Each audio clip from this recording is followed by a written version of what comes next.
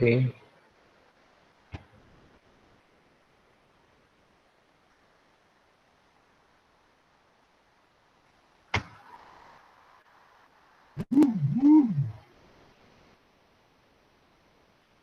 Bueno, buenas noches a todos. Gracias a Guillermo por la iniciativa de iniciar este espacio, ¿verdad? Para dar a conocer un poco más sobre las labores que venimos haciendo algunos egresados, ¿verdad? Ya sea en el campo de la vida silvestre, como en el campo de la conservación o en el área forestal. En este caso, bueno, yo les vengo a hablar lo que se está haciendo, lo que estamos haciendo en el Tucan Rescue Ranch sobre rehabilitación y reinserción de la fauna silvestre. Entonces, a manera de introducción, primero, bueno, tenemos que tener en cuenta qué es lo que dice la ley, ¿verdad? Que es la que nos rige para tener un centro de vida silvestre. Y bueno, como pueden ver ahí, el centro de rescate pues, es un sitio de manejo de vida silvestre cuyo objetivo es rehabilitar la vida silvestre que haya sido rescatada, decomisada o entregada y bueno, devolverla a su medio natural cuando ésta lo merite, ¿verdad? Eh, Aquellos organismos o animales, individuos que no lo logren, pues tendrán otro fin, ¿verdad? Como la educación ambiental y demás. El reglamento, ¿verdad? Dice que además hay que aplicar criterios técnicos y científicos en la toma de decisiones para obtener siempre un bien por la naturaleza, ¿verdad? Y que pues en estos centros o en cualquier otro centro se debe evitar la humanización y la mascotización de la fauna silvestre, ¿verdad? Como bien se ha venido trabajando con ciertas campañas de tener la toma de selfies con animales silvestres y que lamentablemente muchas redes sociales, eso es lo que exponen, ¿verdad? Cuando se habla de fauna silvestre. Un poco sobre la historia de lo que es el Tucan Rescue. Es fundado en el 2004 por Leslie. En ese momento, bueno, la idea inicial era pues rehabilitar tucanes, de ahí pues el nombre. Pero unos 3 años después, un par de años después de que inicia esa rehabilitación de tucanes, eh, el grupo de fauna a atender se empieza a expandir. Llegan ya algunos perezosos, algunos búhos, y bueno, entonces el tucán ya se especializa en otros animales y no solamente en lo que son tucanes, ¿verdad? En ese momento. Eh, Al día de hoy posee dos sedes. Una está ubicada en San Isidro de Heredia, en San Josecito. Pues ahí están los animales que lamentablemente no van a poder eh, ser liberados por alguna condición, ya sea amputación de alas en algunas aves, eh, electrocuciones muy fuertes en algunos animales, o inclusive cuando hay una impronta demasiado marcada sobre un animal con los seres humanos, entonces se tienen más en este lado, ¿verdad? Después la otra sede está en Sarapiquí y ahí es donde se trabaja lo que son animales que son liberables, ¿verdad? En ambos lados se tiene un espacio para animales liberables, ¿verdad? Pero lo más liberable, pues, se trata de llevar a Sarapiquí, ¿verdad? Para iniciar lo que es el entrenamiento a la vida silvestre, si le podemos llamar entrenamiento, ¿verdad? Para que no se malentienda la palabra entrenamiento. Es un grupo interdisciplinario, ¿verdad? De nacionales e internacionales, de gente internacional, donde participan zoólogos, veterinarios, biólogos, nosotros como manejadores de vida silvestre. Entonces es un grupo pues científico-técnico.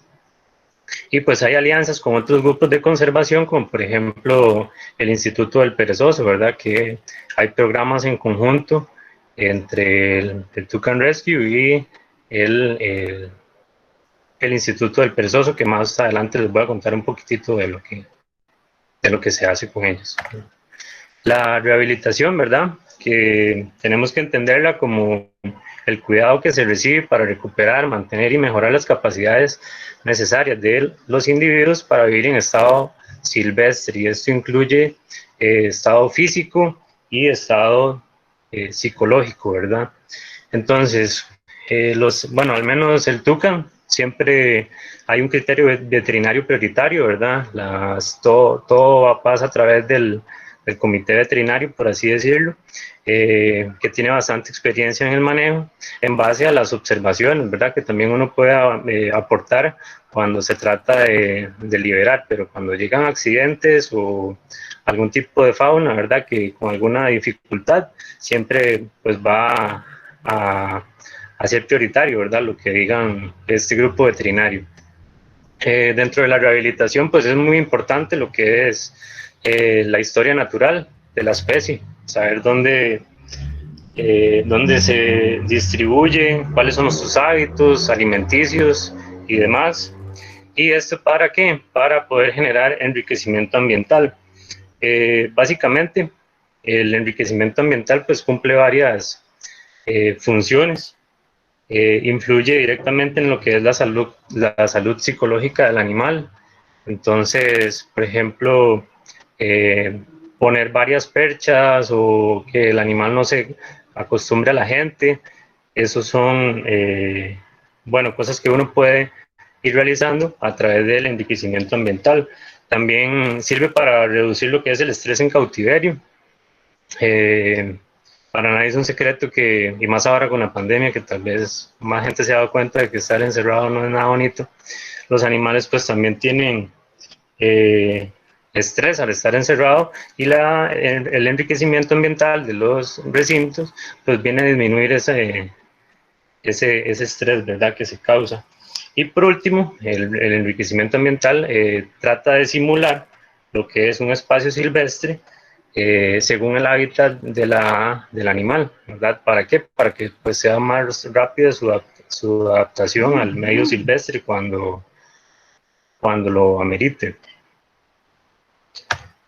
Dentro de los taxones que son más recurrentes en los centros de rescate en general, están lo que son los citáceos, loras y pericos, ¿verdad? Y guacamayas, los tucanes, perezosos, los zorrillos, algunos prosionios como mapaches o pisotes. En primates, la experiencia que pues he tenido ha sido con Congo y pues rapaces, incluyendo pues lo que son gavilanes y sobre todo búhos que vamos a ir tratando más adelante.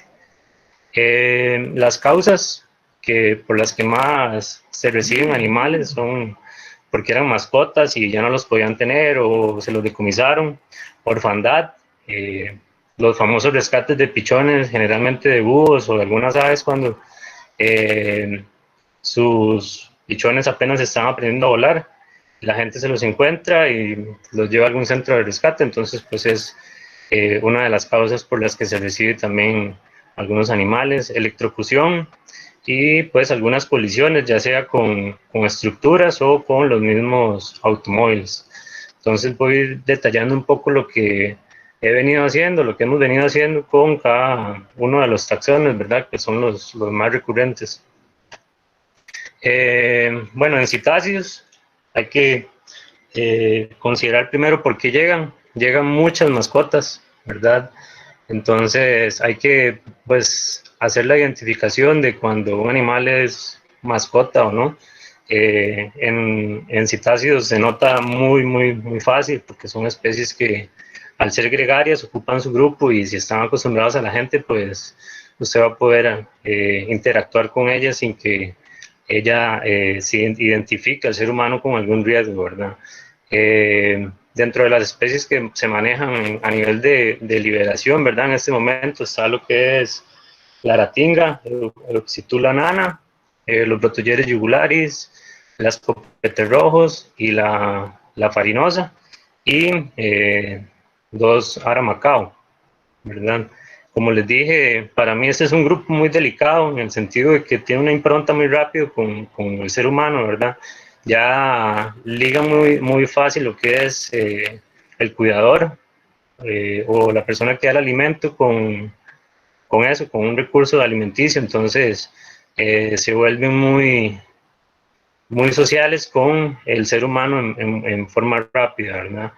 Es importante también observar jerarquías dentro del grupo, porque para eso, a nivel de alimentación, ¿verdad? Saber si hay alguna jerarquía, pues entonces va a haber un animal que va a comer más que otros, ¿verdad? Entonces es necesario pues hacer ese tipo de observaciones para de alguna manera reducir lo que es la competencia a nivel de recinto, ¿verdad? Porque se trata de que todos los animales pues tengan una salud óptima.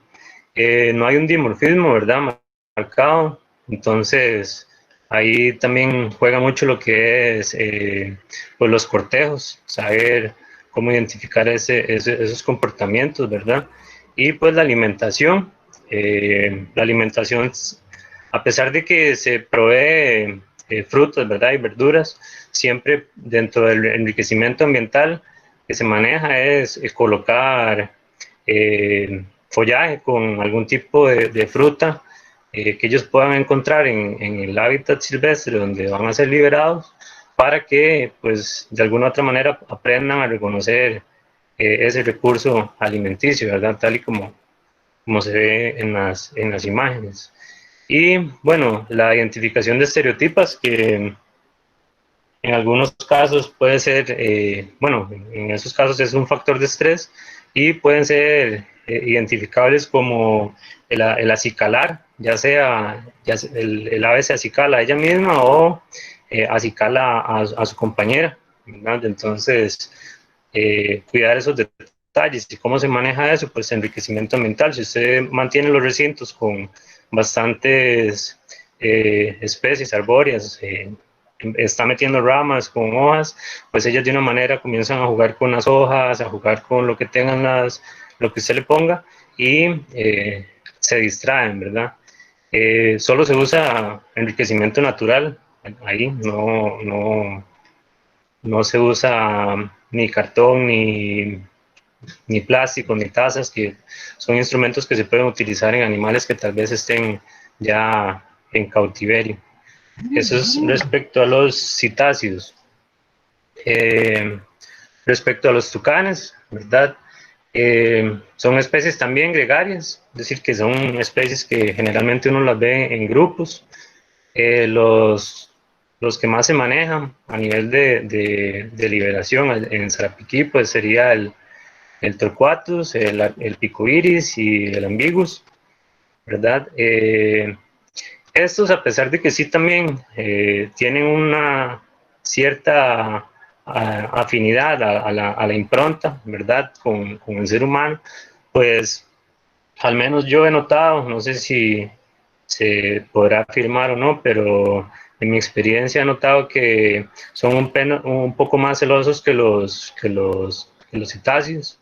Entonces, pues no es un tema que hay que descuidar, pero sí se puede sacar un poco más de ventaja en el sentido de que son aves que se pueden llegar a adaptar menos a la presencia del ser humano, ¿verdad? Son un poco más desconfiadas.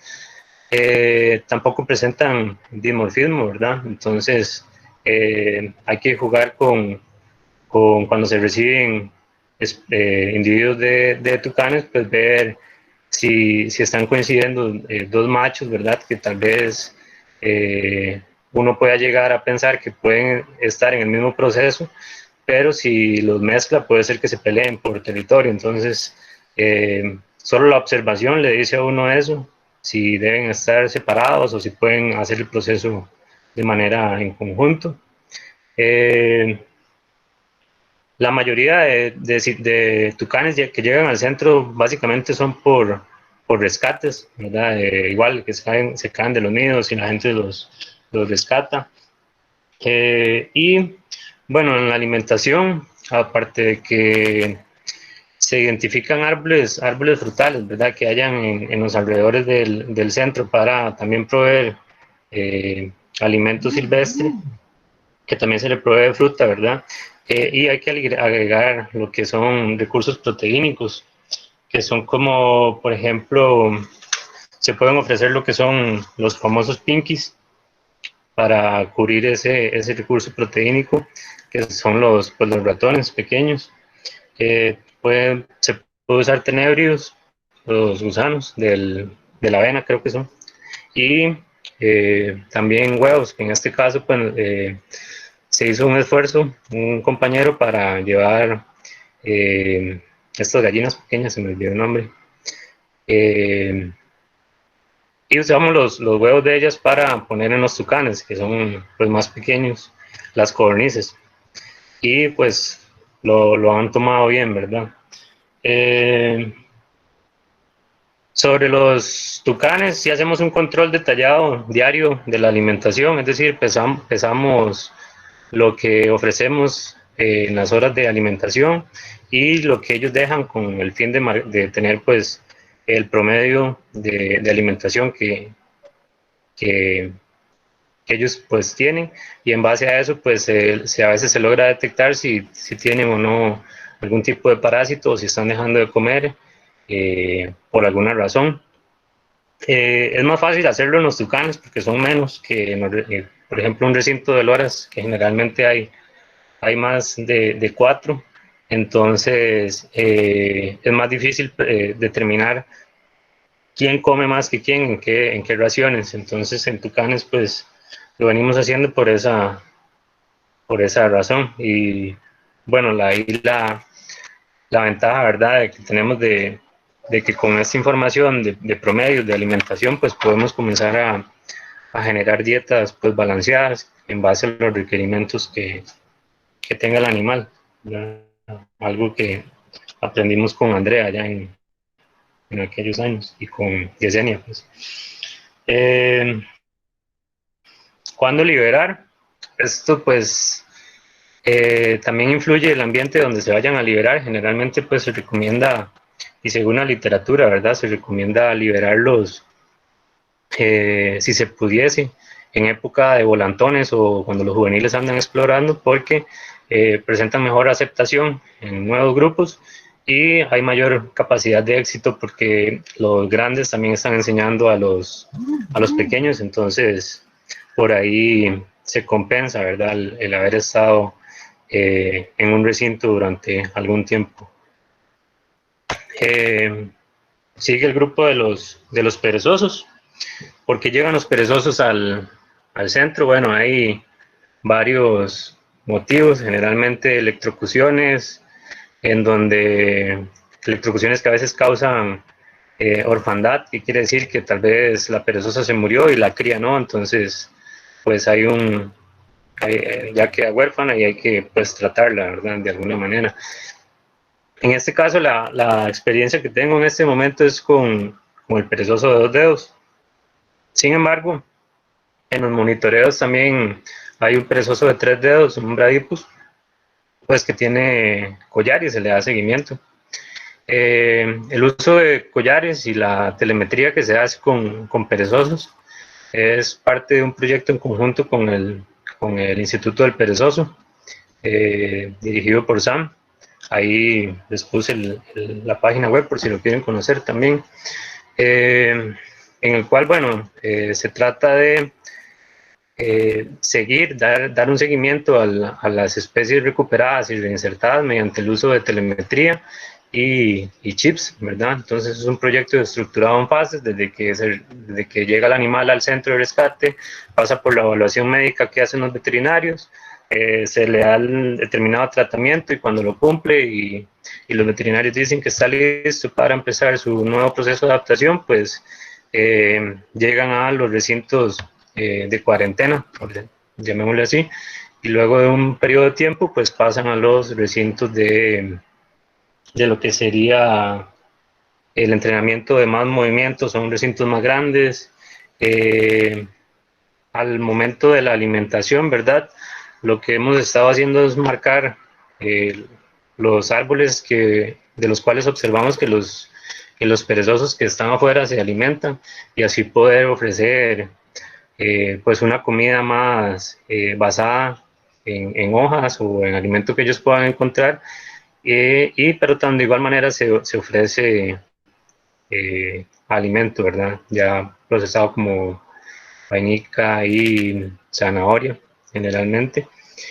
pero sí se aporta mucho lo que son la identificación de especies arbóreas que sirvan como eh, alimento para perezosos. En esta labor, pues, le tengo que agradecer a Kiriko, que a veces lo estoy molestando para que me identifique hojas y árboles que ya no me recuerdo. Ya cuando el perezoso se determina que ya puede salir y se le da el seguimiento, el monitoreo mediante telemetría, entonces, dependiendo del comportamiento que tengan en el espacio silvestre, se toma la decisión de poder trasladarlo a un área silvestre protegida. Si generalmente llega mucho perezoso de guapiles, entonces se buscan áreas silvestres protegidas cercas para ya realizar la liberación eh, en ese entorno, ¿verdad? Por ahí algunas fotos de lo que es la telemetría y el uso de chips, ¿verdad? Que se pone con esas agujas y pues ese es el instrumento, la herramienta que usamos para darle seguimiento a los perezosos. Hay uno de el de la foto del lado izquierdo, bueno, se ve claramente el collar, ¿verdad? Que sirve para identificar, en base a eso se toma nota de lo que está haciendo el individuo cuando uno lo encuentra. Y del lado derecho tenemos una perezosa que fue pues reinsertada y después de ser liberada pues anda con una cría en estado silvestre. Pero si lo pueden ver por ahí se le ve el collar, ¿verdad? Del seguimiento. Eh, Vamos a ver qué más puedo comentar por aquí.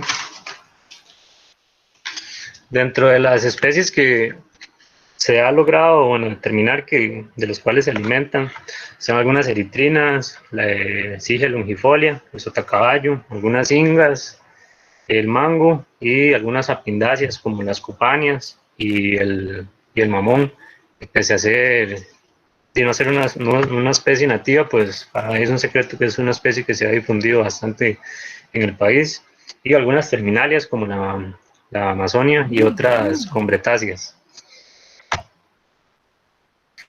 En primates, la experiencia ha sido principalmente con Congo, ¿verdad? Ya por dicha había una identificación de tropas previa cuando llegó el caso de este individuo. Y lo que se hace, pues al inicio, cuando ingresa el animal, pues es revisar la condición física y social del animal, ¿verdad? En ese caso, la condición física mostraba pues signos de agresividad, ¿verdad? De la tropa hacia ella, bastantes cicatrices y por lo que en su núcleo, ¿verdad? En su tropa, lo decía que era una de las individuos sumisas, ¿verdad? Que probablemente era las que últimas que se alimentaba o las que no tenía un punto de jerarquía marcado, y además parecía que no había ningún macho eh, dominante que protegiera, como a veces es usual, ¿verdad? Entonces, en esos casos, pues se llega a al dilema de qué hacer, si se lleva en el momento de ya la rehabilitación, si se lleva al lugar donde fue encontrada, que es pocos kilómetros del centro, como a 2 kilómetros, o si se intentaba adaptar a la tropa que ya teníamos identificada, que andaba por un recinto en específico. Entonces, bueno, decidimos colocarla en el recinto específico y pues con observaciones, ¿verdad? Y movimientos de la tropa silvestre. Veíamos que había pues algún interés en la tropa en ella, debido a que algunos machos pasaban alguna parte del tiempo, en la tarde, afuera del recinto de, de la mona, como este macho que está ahí a la izquierda, y pues ella en la baranda pues observando, ¿verdad? Eh, Después de un tiempo, pues un par de semanas y algunas consultas con algunos expertos también, pues decidimos abrir puertas y como en 10 días, pues ya eh, se había visto que andaba junto con alguno de los machos, ¿verdad? Entonces, pues ha sido el monitoreo. No han vuelto a llegar al lugar porque los árboles que estaban por ahí ya dejaron de fructificar y ahora pues están en otra de las zonas, pero eh, por dicha todo salió bien, ¿verdad? No siempre eh, puede ser así tan efectivo, ¿verdad? Puede haber agresiones, son cosas que hay que considerar y para eso pues es que se toma la decisión en conjunto, ¿verdad? Para decidir y en base a las observaciones, ¿verdad? Que por dicha eh, siempre intentamos de alguna manera tener algún recurso fotográfico o de video sobre, sobre la situación, ¿verdad? Para que quede en evidencia. Prosionios, así de manera rápida, lo que nos han llegado a liberación son algunos mapaches, eh, como este, que es un infante. Entonces lo que se busca es que agilizar las técnicas de caza. Intentamos ponerle pescados vivos, ¿verdad? En una tina más larga, pero como es tan pequeño, al inicio le daba pues miedo, entonces hemos ido reduciendo el espacio de caza hasta que se sienta cómodo y ahí lo vamos aumentando, ¿verdad? Ya ese ya le queda pequeño. Y dentro de la alimentación también, pues lo que es frutas, cuando no hay pez, pues se le da algún suplemento proteínico. Y hemos usado también estructuras de nidos viejos para colocar algunos pollitos que se dan a las especies carnívoras y o huevos de gallina, ¿verdad? Puestos en el nido, eso para sí, pues hacerlo a él que busque el alimento, ¿verdad? Que es dentro de los puntos de lo que es el enriquecimiento ambiental. Eh, Vamos a ver, y por último, de lo que voy a hablarles es sobre el programa de rehabilitación y liberación de aves rapaces, ¿verdad? Porque llegan las aves rapaces a los centros. Generalmente, otra vez se vuelve a repetir lo que son los rescates de pichones o volantones que llegan a los centros por la buena intención de las personas, ¿verdad? Pero que no se debería rescatar tan rápidamente un animal. Se debe pues cumplir otro método, ¿verdad? También llegan por colisiones, ya sea con estructuras o con autos, ¿verdad? Es común, a pesar de que cueste pensarlo, pero sí es algo común. Y bueno, experiencia en gavilanes principalmente y búhos. Se mantienen dos pues, tipos de recinto, básicamente. Unos son más como para casa y otros que son más de vuelo. La diferencia es que, bueno, uno es más largo que el otro, ¿verdad? Y pues ahí es un proceso que se viene implementando. La primera parte del proceso, ¿verdad? Es pues que el individuo coma solo, ¿verdad? Si el individuo no come solo porque está muy pichón o porque tiene eh, alguna discapacidad, pues ya es un mal indicio, ¿verdad? Entonces, lo primero es que coman solos, entonces para ese proceso generalmente lo que se usan son pollitos que ya se compran en algún lugar, ya vienen muertos. Eh, Cuando ya se ve pues que el animal sí come solo, se introducen ratones blancos, generalmente los pequeños, y conforme se va viendo el éxito de caza, mediante algunas técnicas, entonces se empiezan a usar lo que son los ratones ya oscuros, que son los ratones que van a encontrar las rapaces en vía silvestre. Y en algunas ocasiones, pues hemos utilizado gallinas domésticas de codorniz, ¿verdad? De esas que venden en el mercado, para algunos animales bueno, que también no solo comen roedores, sino que también pues, cazan aves. Eh, Vamos a ver. De aquí, bueno, lo importante también es conocer lo que es el bioterio. Un bioterio es como una granja de lo que se le da a la fauna silvestre.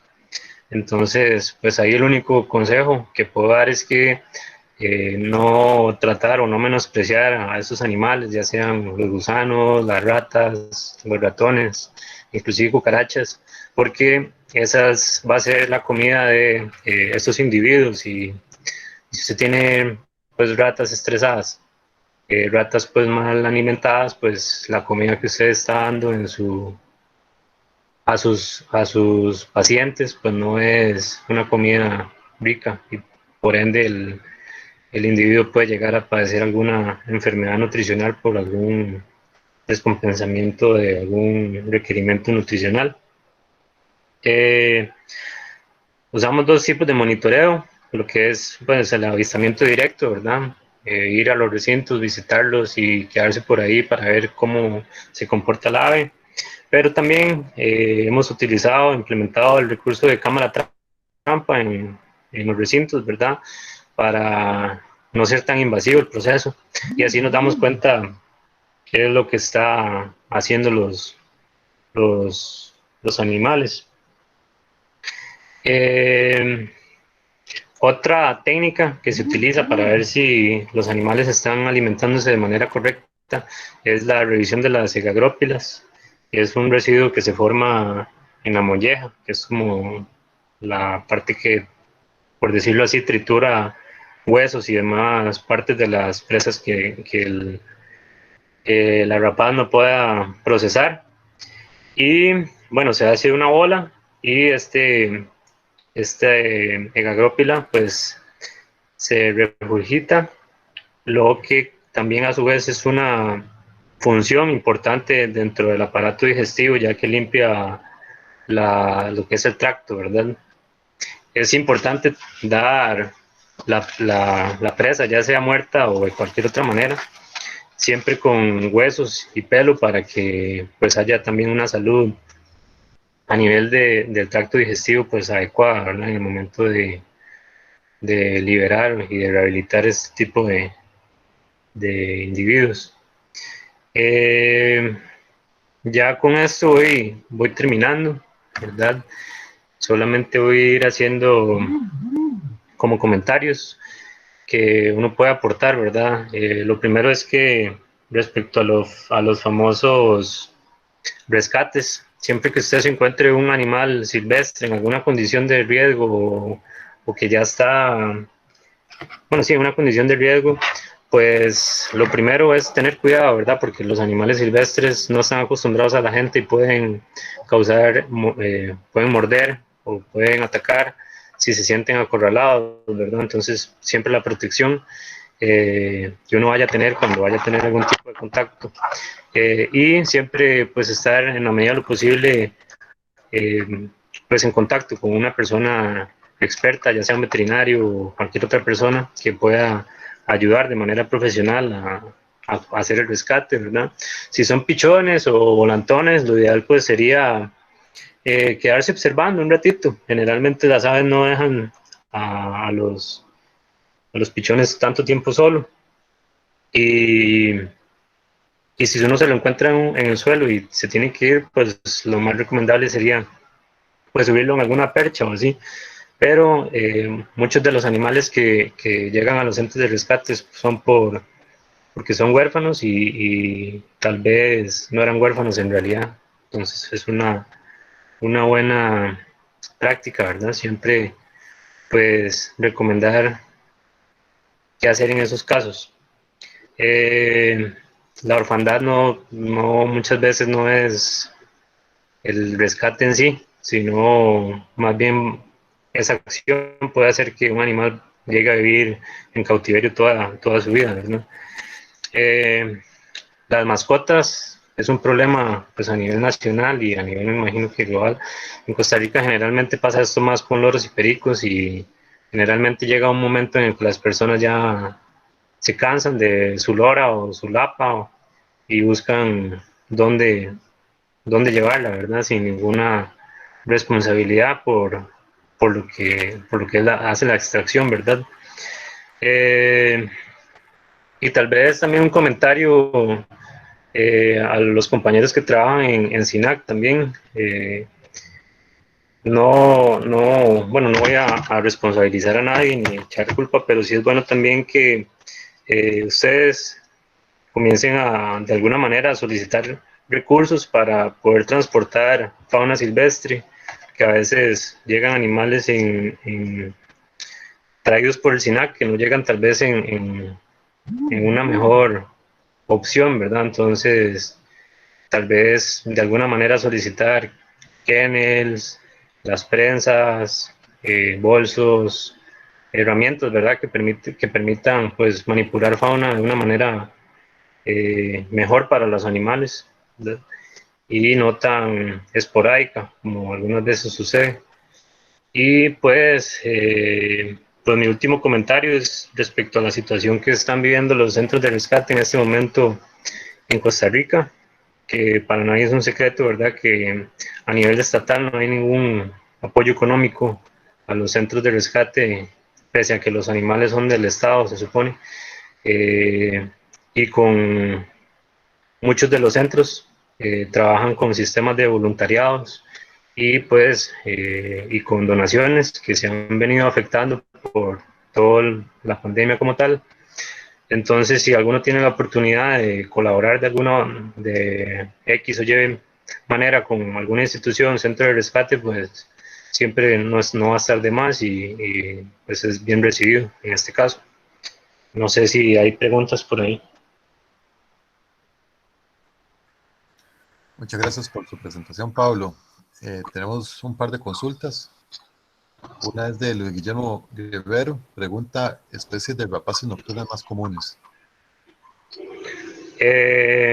Pulsatrix es de las comunes. También algunos Megascops y el Clamator. Yo diría que de las tres especies que uno puede ver eh, más en centros de rescate. La Cizaba tiende a tener más accidentes, o lo que al menos yo he visto, más accidentes de colisiones, entonces por ahí, pero esas son las tres especies que yo diría que tienen un mayor, bueno, lo de Megapsos, dependiendo del lugar donde usted esté, pero sí son comunes en los centros de rescate. Ok, gracias. Bueno, recordarles que pueden hacer sus comentarios o preguntas por medio del chat. Aquí hay una de Anthony Bolaños Bastos. Dice, buenas noches, un gusto, Antonio Bolaños, de Bomberos de Naranjo. Si el animal no presenta un daño visible, ¿cuánta es la distancia adecuada para que se pueda liberar del lugar del rescate? Bueno, lo que se recomienda en ese caso siempre es tratar de liberar el animal donde se encontró, ¿verdad? Se recogió, pero y considerando también, digamos, la posición, porque si se encontró en una casa o así, pues no se va a ir a dejar ahí. Pero siempre yo diría que cuando son en sitios urbanos generalmente, bueno, urbano-rural, lo mejor sería buscar un área silvestre protegida, lejos de carreteras, lejos de tendidos eléctricos y lejos pero cerca, ¿verdad? Entendiéndose, no lo vas a liberar en media carretera porque estaba atropellado con alguna colisión, ¿verdad? Pero que se minimice, que tenga una ocurrencia el accidente, pues. Ok, gracias. Bueno, Manuel Rodríguez dice, buenas, Pablo, excelente presentación. Aves pequeñas, pero creo que ahí dice, debe haber de fijo y ahí lo pueden cambiar. Buenas. Sí, la pregunta era que, bueno, yo he visto que con aves pequeñas no hay en algunas partes un manejo previo antes de liberarlas, simplemente les abren la jaula. Entonces quería saber si eso tendrá alguna afectación o ellas son más, eh, digamos, no se necesita tanto eso. Bueno, no sé cómo lo repetí.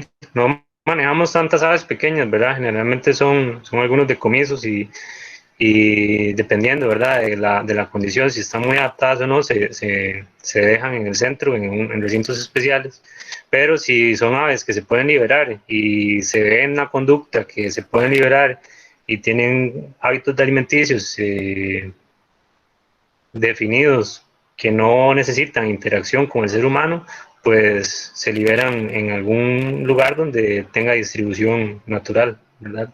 Pero no he tenido tanta experiencia con aves cantoras, más con rapaces y citácidos y tucanes. Ok, gracias. Kenneth Mena pregunta, buenas noches, ¿qué porcentaje en general de individuos que recibe el centro de rescate logra ser liberado nuevamente? ¿Y cuál es el grupo que tiene mayor éxito en reintroducción? Sí, bueno, de porcentaje no sabría decirlo, ¿verdad?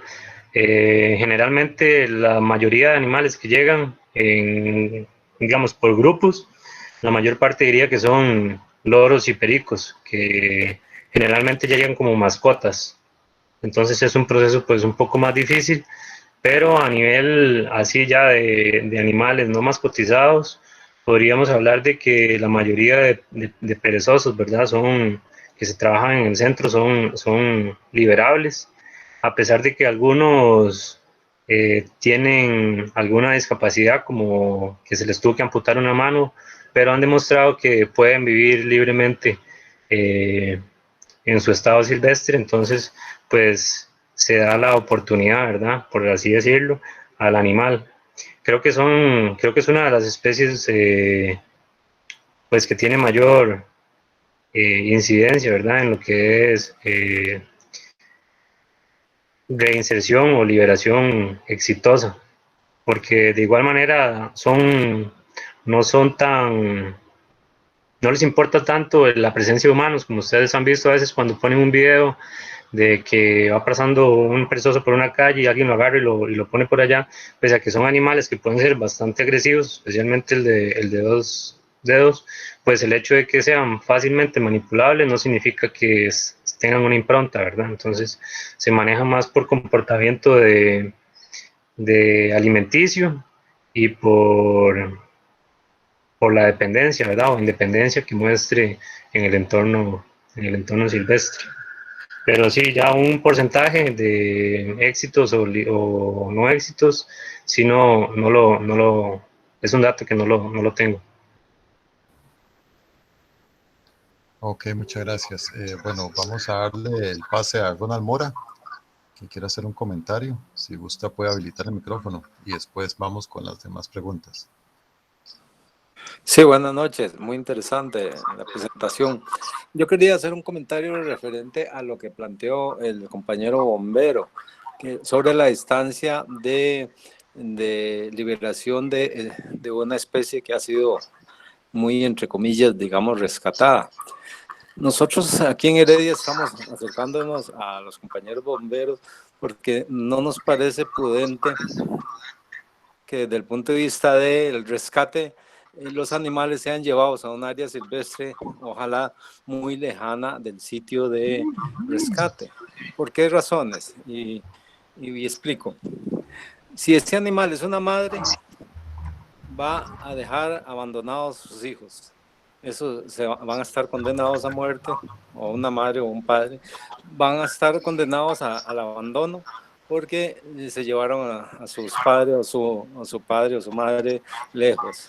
Lo otro es que el Braulio Carrillo se convirtió en un depósito, un botadero de animales de toda la zona metropolitana, que tampoco es adecuado, porque son especies que, aunque son de la zona urbano, rural, cercana, no son de una área silvestre protegida y podrían eventualmente estar trasladando una cantidad grandísima de patógenos para el área silvestre. Por esas razones, nosotros le pedimos a los bomberos que cuando saquen un animal de alguna casa, lo localicen en la cercanía, lo dejen en la cercanía. ¿Por qué razón? Porque generalmente los animales están metiendo en la casa por un asunto de oportunidad.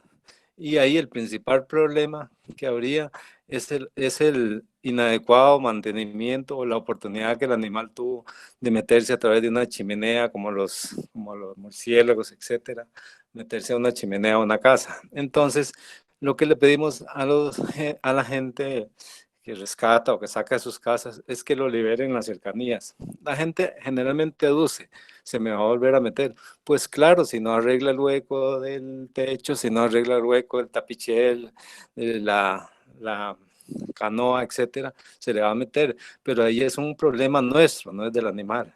Lo otro es que la fauna urbana es muy rica y nosotros eventualmente, generalmente creemos que aquí no hay fauna en la ciudad. Sin embargo, es todo lo contrario. La ciudad es un grandísimo y buenísimo ecosistema para algunas especies que son muy exitosas en este ambiente, en este hábitat, porque hay alimentos para mascotas, hay frutas, hay mucha cosa, hay basura, etcétera. Entonces, ese era mi comentario cuando se extraiga algún animal de un techo, de una casa, de un cielo raso, etcétera, no liberarlo en zonas muy lejanas, sino en la cercanía. Muchas gracias. Muchas gracias a usted, bueno, por su participación.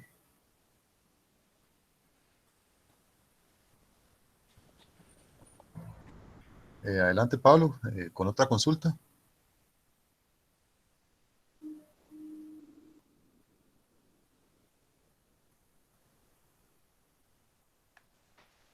¿Perdón? Ok, aquí tenemos otra consulta de Gustavo Agüero.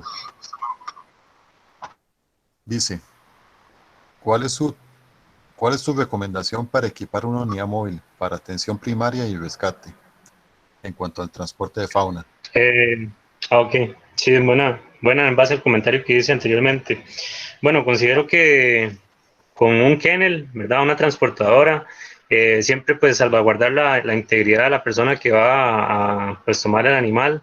Entonces hay unos pues guantes adecuados. En el caso de serpientes, pues sí necesitaría pues alguna prensa o algún gancho y pues algún tipo de soga, ¿verdad? En el caso de que se tenga que pues capturar el animal. Bueno, soga, se me olvidó la palabra de la herramienta, pero para sujeción de animales, generalmente mamíferos, ¿verdad? Pero creo que con esos tres instrumentos que se puedan adaptar a una unidad, fácilmente puede mejorar los aspectos de traslado de un animal, ¿verdad? Muchas gracias. Otra consulta de Polo Oviedo. Pregunta, ¿cuál es el periodo máximo desde el ingreso del animal al centro de rescate que determina si ha ocurrido impronta como para ser liberado? ¿Y quién determina la decisión de liberación? No hay un periodo de tiempo en el que uno pueda decir, bueno, si en 2 meses no interactúa conmigo, entonces no está implantado. Eso es siempre dependiendo de los individuos, todos los individuos son diferentes, ¿verdad? Entonces, pues son observaciones, ¿verdad? Por ejemplo, si usted va a llegar a poner la comida o visitar el lugar y, y abre la puerta y un animal no se quiere ir porque sabe que adentro hay comida, entonces, pues es un animal que está improntado, es un animal que puede llegar a volarle a la par o incluso llegar hasta comerle el brazo. Entonces son pues situaciones muy particulares de cada individuo que por eso la observación, ¿verdad? Y el monitoreo solamente es lo que dice si un animal pues está en condiciones de volver a su entorno silvestre o si ya perdió eh, esa, esa capacidad, ¿verdad? Porque de nada se hace con recuperar una especie si un individuo si va a ir a meterse a una casa a buscar comida y tal vez lo agarren y lo tengan de mascota, ¿verdad? Entonces, se intenta que lo que se libera, ¿verdad? Perdón, se intenta que no se cree esa relación. Algunas de las técnicas que pues uno puede hacer es retirar alimentos o hacer limpiezas cuando en horas de la o tarde noches, ¿verdad? Para que pues el ave no lo vea uno. Y pues el enriquecimiento ambiental que también de alguna manera establece un obstáculo entre el animal y el cuidador que llega a dejar alimento, ¿verdad? Entonces, es más por individuo y no tanto por especie. ¿verdad? Y es una decisión pues que pasa por todo el equipo, ¿verdad? Veterinarios, biólogos, manejadores, en base a las observaciones y a los criterios que uno pues pueda exponer cuando se tomen las decisiones. Ok, muchas gracias. Josué Sánchez dice, pura vida, Pablo. Gracias por la presentación. Mi pregunta, ¿han llegado a no recibir algún animal silvestre? Y si fuera así, ¿cuáles serían las razones? En algunos centros de rescate muy conocidos han negado el recibir ciertos animales. Pues sí, bueno, a mí no me ha tocado rechazar ningún animal, ¿verdad? Pero sí se intenta que no aceptar mascotas también, porque si ya hay bastantes citáceos, ¿verdad? Si ya la situación de por sí en el país a nivel de centros de rescate es que están llenos de loros y pericos, eh, un animal que ya ha pasado sus 20 años, sus 10 años en cautiverio, con dietas irregulares y todo, ¿verdad? No sé qué, y eso es un punto muy personal mío, no sé hasta qué punto eh, ese espacio mejor puede ser pues utilizado por un individuo que realmente pueda devolverse a la vida silvestre, ¿verdad? Eh, no hay un mecanismo, ¿verdad? Parece no haberlo de castigar a las personas que tengan fauna silvestre, ¿verdad? Especialmente pues, cuando hablo de loros y pericos, que es todavía una práctica habitual. Se supone que por ley se puede hacer, pero es una costumbre que se ha venido perdiendo, pero que todavía existe. Y más que todo, pues ese tipo de animales, ¿verdad? Cuando son como mascotas y no hay campo en el centro de rescate, pues se tienen que reubicar, ¿verdad?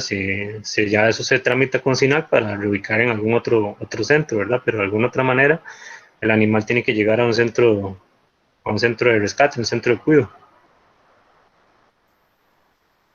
Ok, muchas gracias. Vamos a hacer una consulta más y le vamos a dar el pase del audio a Polo Oviedo. Paula Álvarez dice, hola, ¿cuáles criterios o lineamientos utilizan para evaluar la conducta de un animal antes de ser liberado? Ok, más o menos fue lo que iba exponiendo, ¿verdad? Digamos, por ejemplo, lo primero, las improntas, que son muy famosas, muy conocidas. La alimentación, si el animal, pues, cuando uno le coloca alimento que debería ya consumir por ser silvestre, como frutos silvestres, o no caza o así, entonces todos esos lineamientos se van acumulando, ¿verdad? Entonces un animal que tenga mala salud física, que no pueda volar, porque tal vez llegó con alas recortadas, que es muy común, pues pasará su periodo de tiempo hasta que pueda volar, ¿verdad? Hacer vuelos y, y demostrar que realmente tiene hábitos silvestres. Respecto a perezosos, ¿verdad? La alimentación es clave.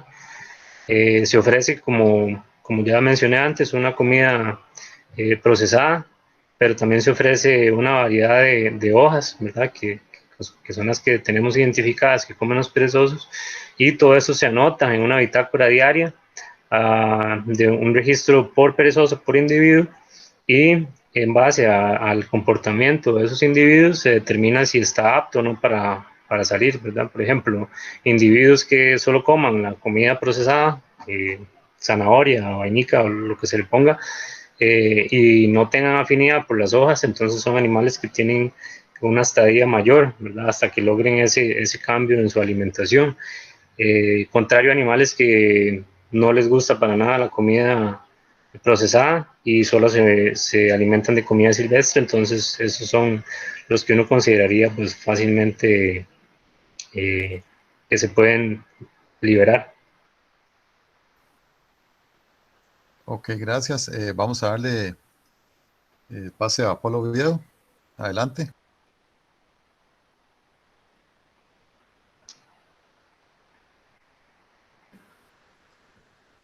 No se le escucha, Paul. Está sin el micrófono.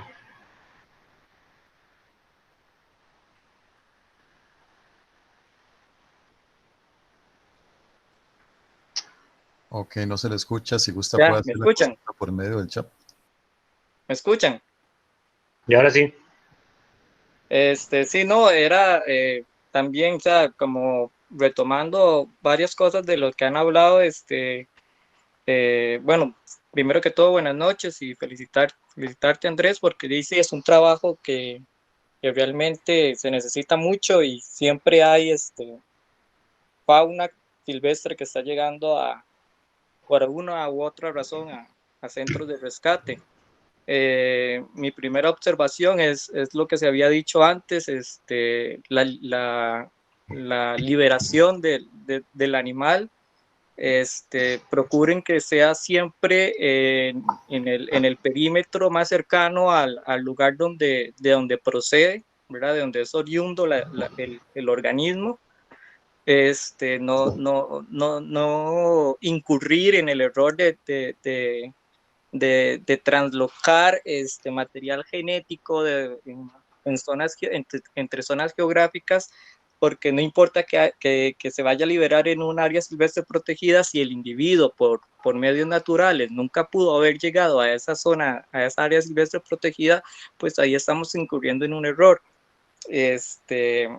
Y luego también con relación a la impronta, eso es muy importante determinarlo y ahí creo que algunas de las compañeras que están en la conferencia pregunta sobre los lineamientos. Y es que sí, efectivamente, por ejemplo, un animal que es una cría, principalmente de cetáceos o de primate, por ejemplo, son muy dados, muy rápidos a la impronta. Si es una cría, va a tener un acceso directo con las personas para poder desarrollarse hasta un nivel de subadulto o adulto, y eso lo confina definitivamente a ser un individuo de exhibición a nivel de recinto, ¿ok? No podemos liberar porque ya ha pasado por un proceso ahí de interacción con los seres humanos, cosa que no ocurre, por ejemplo, con animales que lleguen a un centro de rescate, pero que sean ya adultos, ¿ok? Porque ya han aprendido en su hábitat natural a comportarse y a interactuar. Entonces, sí hay que como que a la presentación me gustaría que se le meta más sobre eso, sobre los lineamientos específicos, porque como decís, cada especie es diferente y debe haber un protocolo, ¿ok? Y incluso es que ni siquiera debe haber un contacto físico entre el cuidador y el animal, ¿ok? Debe haber una barrera física que impida que el animal esté en contacto con las personas, porque una vez que está en contacto con las personas, ya eso, desde el punto de vista biológico, es un criterio lo suficientemente fuerte como para no devolver al animal a un medio natural. Eso sería. Bueno, muchísimas gracias. bueno, sí, gracias al comentario. Sí, una aclaración, nosotros estamos cerca de varias áreas silvestres protegidas y cuando llegan, bueno, cuando hablé de reubicar, si llegan, por ejemplo, de Guapiles, tratamos de buscar una zona cercana, ¿verdad? No vamos a ir a liberar algo que encontramos en Guapiles o que nos llegó de Guapiles, no lo vamos a ir a dejar a San Carlos ni a Guanacaste, ¿verdad? Se busca, pues, un lugar donde tenga, que sea apto para que la especie, sin moverlo de forma drástica, territorialmente hablando, ¿verdad? Lo de las barreras para no generar improntas, ¿verdad? Eso sería lo ideal en todos los centros de rescate, pero ¿cuántos animales hay en Costa Rica? Y todas las especies son, bueno, algunas son similares, otras son muy diferentes, y generalmente hay animales que llegan para estar en el centro o en el proceso 1 o 2 meses mientras se recuperan de alguna herida, y tal vez no hay un lineamiento específico, pero se usa el enriquecimiento ambiental para adecuar las capacidades que ese animal tenga y que no las pierda, ¿verdad? En ese caso, en algunos animales, pues el contacto será menor o mayor, pero siempre va a haber en centros de rescate, desde que el animal llega y es atendido por un equipo veterinario, ya está teniendo contacto, ¿verdad? Sí hay que minimizarlo, y estoy de acuerdo, no hay que mascotizar a la fauna silvestre, ni permitir, ni dar el ejemplo, ¿verdad? Por ejemplo, con los selfies, pero sí en el momento de poner alimento, en el momento de hacer alguna observación, pues hay algún tipo de contacto, ¿verdad? En directo, pero que en algunas especies pues no condiciona de esa manera a ver si el animal o no es liberable, por ejemplo en perezosos, ¿verdad? En citáceos el claro ejemplo es que es muy, muy, muy grave, muy marcado la impronta, y que sí, animales que estén en relación con los seres humanos, pues terminarán en exhibición. Pero varía mucho entre especies y entre individuos también. Entonces, si hay lineamientos respecto a alimentación, el manejo de las dietas, ¿verdad? Estar marcando los árboles, estar marcando los frutos que comen los silvestres para poder ofrecerlos y ver el éxito que tiene el animal dentro del recinto. Ok, muchas gracias por sus comentarios ambos. Hay una consulta de Daphne. Dice, buenas noches. ¿Los collares de seguimiento en algunos momentos se los quitan o se los dejan hasta la muerte? Me imagino que hablan sobre los collares de los perros.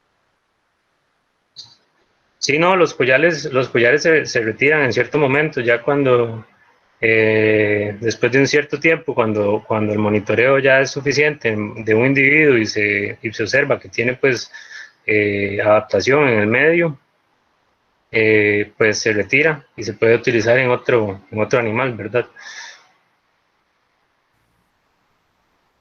Ok, gracias. Denise Ortiz pregunta, bueno, hace un comentario. Dice, igual ese tema es complicado, Poli y Pablo, porque independientemente de donde llegue el animal, muchos entran en un protocolo de liberación lenta y eso implica liberarlo cerca del lugar donde está, en centro de rescate. En este caso, Sarapiquí.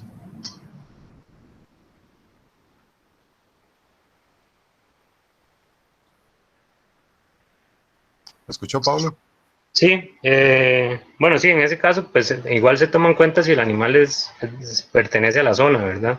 Pero siempre lo ideal es, pues, el proceso de liberación, hacerlo acompañado digamos, del hábitat o de lo que el animal puede encontrar en vida libre y liberarlo lo más cercano en el lugar donde se encuentre, ¿verdad? Por genética y por protocolo también, ¿no?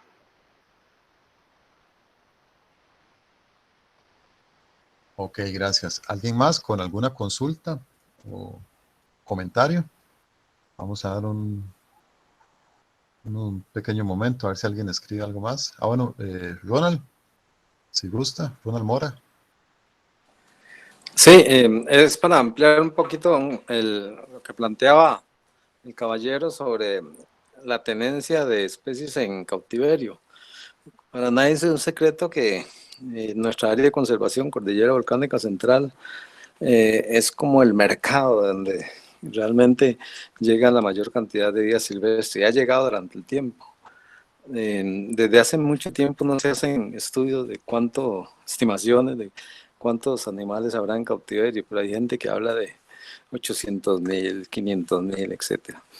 Eso es un problema grandísimo que tenemos. Últimamente, con la salida de la ley de conservación de vida silvestre, la última versión, la 9106,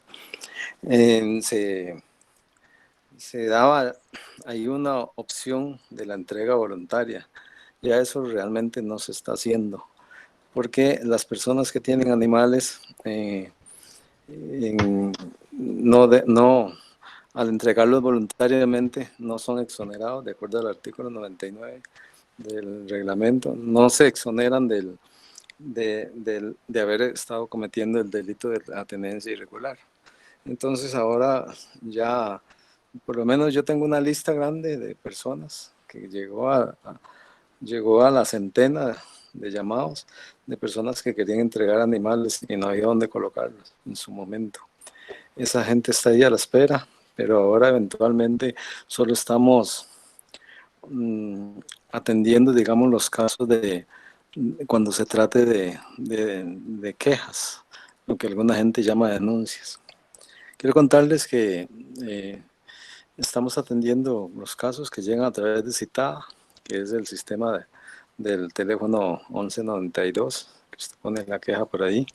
Y cuando son así, ese tipo de quejas, como están auditadas, tenemos que ir a atenderlo, digamos, sí o sí, porque hay una auditoría detrás del asunto. Eso nos ha hecho que en los últimos tiempos hemos estado poniendo denuncias sobre tenencia irregular. Aunque la persona lo entregue voluntariamente, no se exonere, pasamos el informe a la Fiscalía Contravencional, al juzgado contravencional, dado que la tenencia de vida silvestre en cautiverio es una contravención. Y hay casos interesantes. Por ejemplo, la semana pasada, una causa que yo puse por la tenencia de una lora, la multa fue 225,000 pesos al tenedor, a la persona que tenía el animal. Esa persona no llegó a cancelar la deuda a pesar de que aceptó que tenía esa especie en cautiverio, porque nunca la entregó, no pudimos ingresar. Y como no llegó ni depositó, se la conmutaron a 5 días de cárcel. Y como no llegó a cumplir la pena, hoy día él está una orden de captura que el OIJ la tiene. Y el asunto es que el tema no es así como jugando, ¿verdad? Y entonces ahora se nos une la situación legal a la situación de la imposibilidad de llevar tal cantidad de animales totalmente improntados y de años. Hay gente que aduce que tiene el hora de 50 años, que era de la bisabuela, se la pasó a la abuela, de la abuela a la otra, y va por generaciones. Como ustedes saben, principalmente hay algunos loros que son muy longevos. Entonces se une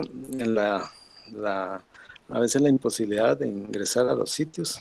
No, ese que nosotros, digamos, logramos. Yo hice la solicitud de allanamiento y no me lo dieron porque el señor llegó a declarar cuando lo citaron, pero se une esa imposibilidad a la imposibilidad de trasladar los animales a algún sitio de manejo y sobre todo la imposibilidad de rehabilitarlos. Un animal así jamás se rehabilita. Lo otro es que en los sitios de manejo, a veces, casi siempre, no les gusta aplicar la otra salida, que es la posible eutanasia, que creo que vamos a tener que, con algunas especies, vamos a tener que considerarla en un futuro muy cercano. Eso era. Buenas noches, está muy buena la conversación. Muchas gracias, Ronald, por el comentario. Sí, esa opción, pues, siempre está ahí entre quienes la defienden y quienes la rechazan, ¿verdad? Pero ciertamente hay ciertos grupos de animales que sufren el cautiverio más que otros y que llegan a saturar los espacios de centros de rescate o centros de tenencia de vida silvestre. Entonces, sí es un debate, ¿verdad? Entre los que manejan las decisiones, ¿verdad? Si se eutanasea o no se eutanasea un animal que puede tener una salud física bien, pero su psicológica está, pues, ligada al cautiverio. Es un buen debate ese. Muchas gracias a ambos. ¿Alguien más que guste participar? Le otorgamos el micrófono o algún comentario por el chat. Vamos a dar un tiempo y a ver si alguien más quiere participar.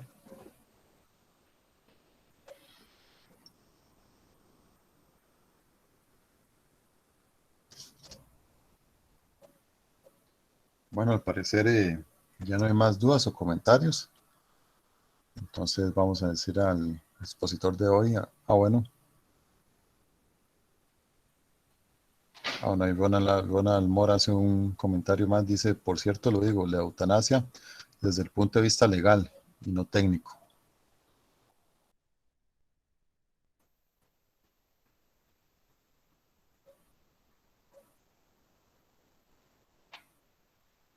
¿Alguien más con consultas o comentarios?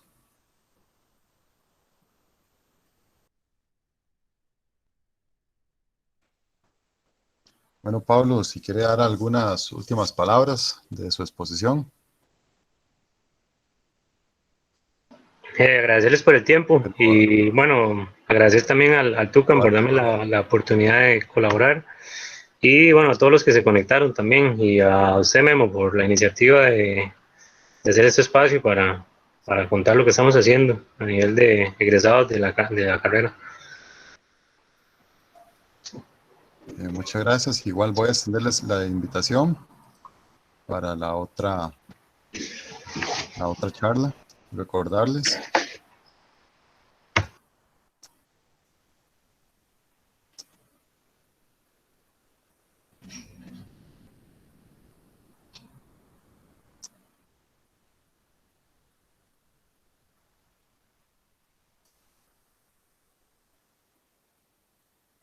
Recordarles este jueves 20 de agosto a las 6 p.m.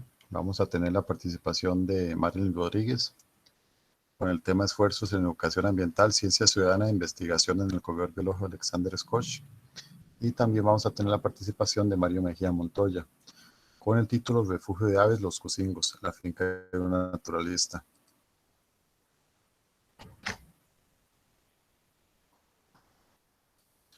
Entonces, unas últimas palabras, Pablo, y si no, agradecerles a todos por su participación y los esperamos este jueves 20, recuerden, a las 6 p.m. Gracias por acompañarnos. Gracias. Que pasen buena noche, descansen.